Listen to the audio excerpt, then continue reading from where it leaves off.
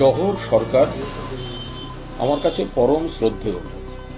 জহর সরকার একজন কৃতি আমলা ছিলেন, বিশিষ্ট জ্ঞানী মানুষ, আমাদের দলের রাজ্যসভার সাংসদ। জহর সরকার যদি কোনো সিদ্ধান্ত নেন সেটা তার একদম ব্যক্তিগত সিদ্ধান্ত, তার উপর কোনো মন্তব্য করব না। জহর সরকারের সিদ্ধান্তকে সমালোচনা করছি না, শুধু এটুকু বলছি তার সঙ্গে কোনো যেন ভুল বোঝাবুঝি না থাকে, যে তার যে পর্যবেক্ষণ বা তার যে উদ্বেগ, তার কিন্তু এই একই সঙ্গে কোনো সাম্প্রদায়িক শক্তি বা কোনো অশুভ শক্তি মাথাচাড়া দিয়ে উঠুক সেটাও তিনি চান না। কিন্তু কোথাও কিছু কিছু বিষয়ে তার কিছু উদ্বেগ তিনি প্রকাশ করেছেন এবং কোনো সিদ্ধান্ত নিয়েছেন। আমি শুধু এইটুকু বলবো যে তার যে উদ্বেগ, তার যে পর্যবেক্ষণ, তার কিছু কিছু পয়েন্টের সঙ্গে যেমন সাধারণ মানুষের কিছু প্রশ্ন বিরক্তি সম্পৃক্ত, আবার তার কিছু কিছু বক্তব্যের সঙ্গে, তার কিছু পর্যবেক্ষণের সঙ্গে আমি বা আমার মতো অনেক সৈনিকও সহমত। শুধু তফাৎটা কোথায়, উনি ওনার মতো সিদ্ধান্ত নিয়েছেন, সেটা নেওয়ার পূর্ণ অধিকার ওনার রয়েছে। আবার আমরা মনে করছি এরকম একটা সময় যখন একটা খুব কুৎসিত ঘটনাকে কেন্দ্র করে নাগরিক সমাজের মধ্যে কিছু প্রশ্ন আছে, আবার নাগরিক সমাজের আবেগকে কাজে লাগিয়ে অন্য রাজনৈতিক দলগুলো বিষ ছড়াতে নেমেছে, এরম একটা সময় আমরা দলের বাইরে সেটা আমরা ভাবতেও পারি না। সেখানে আমরা দলের মধ্যে থেকেই আমাদের যে বক্তব্য, আমরাও যেটা চাই, যেটা হয়তো জহর সরকার চাইছেন, যেটা হয়তো সাধারণ মানুষ চাইছেন, সেরকম এমন কিছু পয়েন্ট আছে সেটা আমরাও চাইছি। এর আগেও জহর সরকার পদত্যাগ করেছিলেন এবং চোখের জল মুছে আবার রাজ্যসভায় গিয়ে ধারাবাহিকভাবে কারণে অকারণে মোদী বিরোধিতা শুরু করেছেন এবং নরেন্দ্র মোদীর একজন চরম ক্রিটিক হিসেবেই তাকে মমতা বন্দ্যোপাধ্যায় রাজ্যসভায় পাঠিয়েছেন। এখন এই মুহূর্তে যদি সত্যি সত্যি তিনি পদত্যাগ করতে চাইতেন বা করেছেন, তাহলে তো প্রথম চিঠিটা তিনি চেয়ারম্যানকে লিখতেন, চেয়ারম্যানকে লিখে মমতা বন্দ্যোপাধ্যায়কে তার কপি দিতেন এবং তার সঙ্গে তার বক্তব্য, দলের ভিতরে কি কারণে তিনি পদত্যাগ করছেন সেটা দলকেই জানাতেন। কিন্তু উনি পদত্যাগ করলেন, আবার কিছুক্ষণের মধ্যেই বিবেকের আহ্বানে সাড়া দিয়ে উনি পদত্যাগ পত্র যদি তুলে নেন, তখন তো কিছু বলার থাকবে না। আগে উনি পদত্যাগ করুন, তারপরে এ নিয়ে যা বলার আমরা বলবো। আমাদের যেটা পরিষ্কার মনে করি যে কেউ যদি আমাদের আন্দোলনের যে মূল সুর, এই সুরের সাথে সহমত হয়, তাহলে সে তার মতন করে প্রতিবাদ করতেই পারে।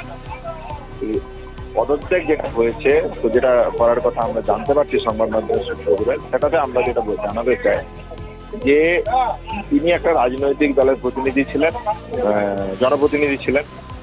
সেই জায়গা থেকে তিনি, তার দুটো জায়গা হতো, একটা হচ্ছে চিকিৎসক হিসেবে আমি যেমন কোনো রুগী যদি আমার কাছে আসে, তাকে যেমন আমি বলতে পারি না যে তোমার রোগ আমি ধরতে পারছি না, আমি চলে গেলাম, তাহলে এটা যেমন সম্ভব নয়, তাহলে আমি আমার দিক থেকে যতটা চেষ্টা করার সেটা যেমন আমি করব, ঠিক আবার উল্টো দিক থেকেও এটাও জায়গা যে আমি উল্টোটাও করতে পারি, যে আমি ভিতরে থাকলাম কিন্তু ন্যায় বিচারের দাবিতে যা যা আমার প্রয়োজন আমি তা করলাম।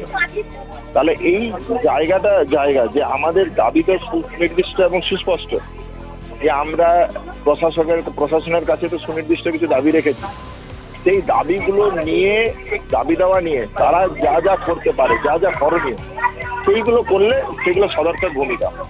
হ্যাঁ, এবার ঘটনা যদি তিনি মনে করেন যে তিনি সেগুলো করতে পারছেন না, তাহলে সরে আসাটার একটা জায়গা থাকে। সেই জায়গা থেকে যদি তিনি মনে করেন যে তিনি পারছেন না, আন্দোলনের জন্য যা যা এই মুহূর্তে সদর্থক ভূমিকা নেওয়া দরকার, সেই সদর্থক ভূমিকা নিতে পারছেন না, সেই জায়গা থেকে যদি তিনি সরে আসতে থাকেন, আন্দোলনের মূল সুরের সাথে সম্পৃক্ত যদি হতে চান, তাহলে সেটাকে আমরা ওয়েলকাম করছি।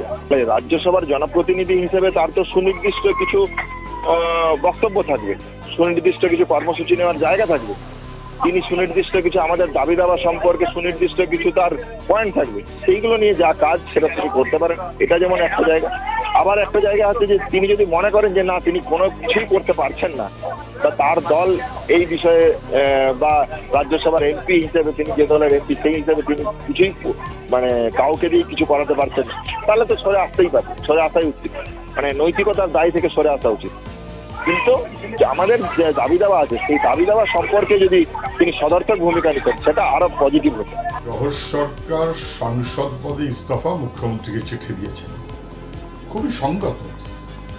যে কোনো সংবেদনশীল মানুষ যা চলছে তা সহ্য করতে পারছেন না, লজ্জায় মরে যাচ্ছেন, কুঁকড়ে যাচ্ছেন, অসম্মানিত বোধ করছেন। সাধারণ মানুষের প্রতিক্রিয়া সবাই দেখতে পাচ্ছেন। ডাক্তার সহ নানান অংশের মানুষ গোটা দেশ জুড়ে যেভাবে প্রতিবাদ করছেন, এমনকি আন্তর্জাতিক মহল। বাংলা কখনো এর চাইতে বেশি লজ্জিত অসম্মানিত হয়নি যা মুখ্যমন্ত্রীর নেতৃত্বে হচ্ছে। এবং এটা একটা এমন সময় যেটা পার্থ চ্যাটার্জি কিংবা অনুব্রত মণ্ডল কিংবা জ্যোতিপ্রিয় মল্লিক এদের দলের সম্পদ হিসেবে রাজত্ব করার সময়, শাহজাহান কিংবা জেসিপি, সন্দীপ ঘোষ কিংবা অভিক দে এরাই রাজ্য পরিচালনা করেন, স্বাস্থ্য পরিচালনা করেন, এবং তারপর সমস্ত ঘটনাকে যেভাবে ধামাচাপা দেওয়ার একটা প্রচেষ্টা, তথ্য প্রমাণ লোপাট।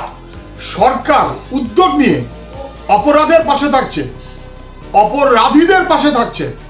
মানুষ বিচার চায় না, বিচার পায় না, চাইলে যাতে মানুষ বিচার না পায় তার জন্য ধমক দেওয়া হয়।